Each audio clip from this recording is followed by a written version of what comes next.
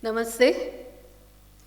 A very good evening and a very good morning, and I can see that we are in the Boston and Delhi times together. So, um, to the distinguished delegates present here, sisters and brothers, I feel like challenging the previous panel and the speakers, but I'll stick to my own talk and because I think it is my immense pleasure to speak here, not as an individual, but on behalf of our 2.5 million women workers or poor women of SEWA in India across the 18 states.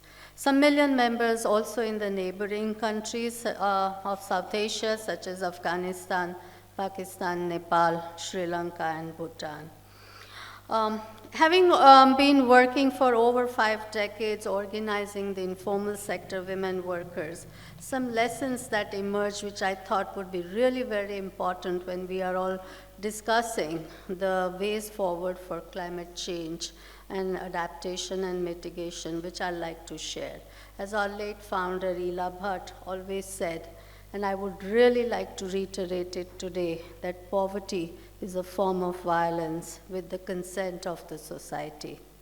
She also said that adverse impact of changing climate has more to do with us than the nature. The climate crisis, therefore, if not addressed with the participation of poor and especially poor women and workers, it will take the form of violence that exacerbates poverty. I would also, again, keeping the previous speakers in mind, want to say that poor do not want charity. They don't want subsidies. It's the rich entrepreneurs, the rich companies that want charity or subsidies. What the poor need is an enabling environment so that poor can turn every adversity into an opportunity for development as they want and when they want. This is possible when poor women workers are organized, have built their collective organized strength that helps them negotiate adversities almost always with gentleness. For poor women, innovation is their survival or coping strategy. It's not a luxury for them.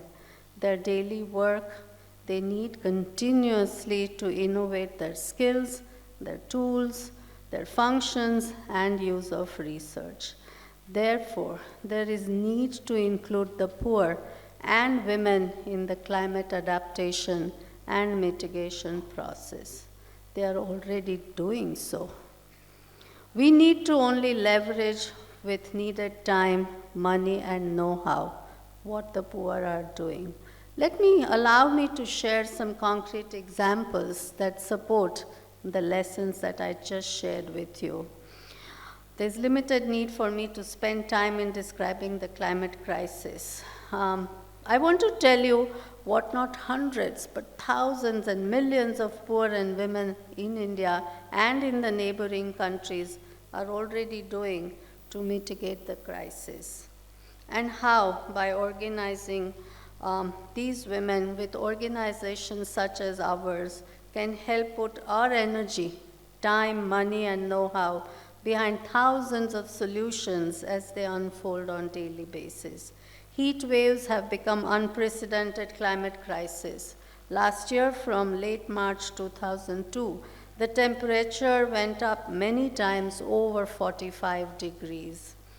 Last year on 14th May, the temperature peaked to 52 degrees centigrade in the desert areas of Surendranagar in Gujarat state of India, where over 15,000 SEWA salt pan workers live and work for generations. Even for those salt pan workers who bend their back for 9 months under the open sky to pump out brine water and farm it to evaporate into salt, this was harsh, oppressive heat. Even they had never experienced anything like this. The salt pan workers, therefore, got a solar-powered water cooler, which was installed at the community center. For these salt pan workers, now they fill up the earthen pots for their daily consumption. And as one of the salt pan workers explains, never in our life we would have been able to have a refrigerator of our own. This water cooler is like a collective refrigerator for all of us. It is cool when we cooperate, and that's the lesson. As we are all gathered here, it was raining and the clouds were thundering, and while we were discussing climate change, and therefore several states in India are experiencing rising temperatures coupled with unseasonal rains. This is directly impacting the livelihoods of small farmers, agriculture workers, salt pan workers, vendors, and waste recyclers. Their children and their families are affected. We have been sending weather advisories to these members in several states. How do we salvage the ready to harvest crops in the fields?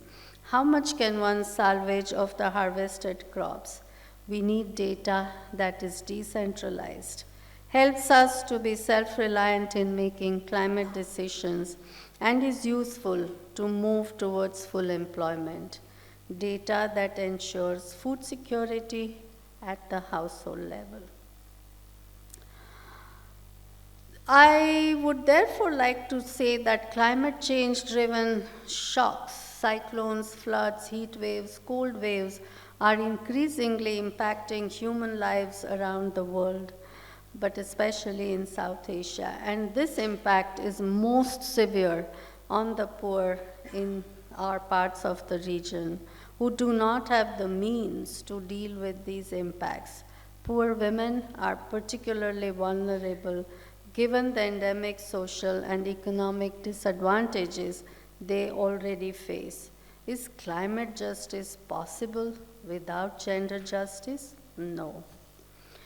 To work with its members, SEWA is listening to the members, making their work more visible to the economy and the society, and finding ways to accept and acknowledge their work to reduce the climate risk and build resilience. And therefore, we need to work on building resilience at three different levels: resilience of the workers, especially the women workers, resilience of the workers' organizations, and resilient policies to manage the climate crisis, such as the heat waves, the cold waves, the unseasonal rains. This needs a longer-term vision and programmatic design. Just the nature of the risk is such that it needs longer-term intervention.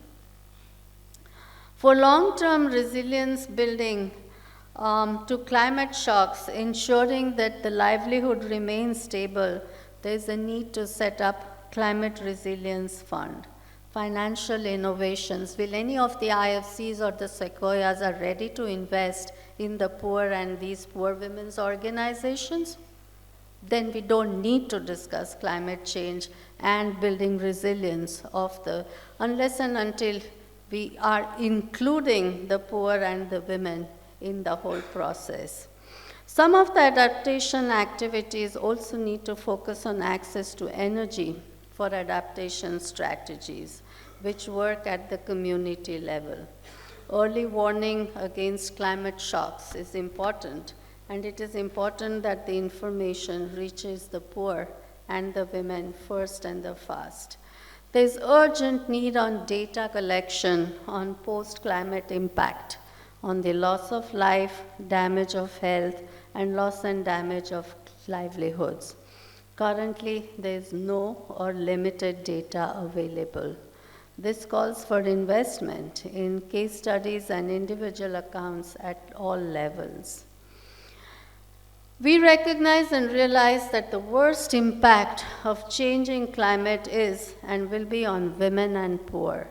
We do not want to see them as victims. We want to see them as in the forefront of building green economy, an economy of nurturance. Planting trees should generate more income than cutting trees, where reducing carbon footprint should be more profitable than increasing carbon footprint. and where economic solutions are derived from ecological solutions.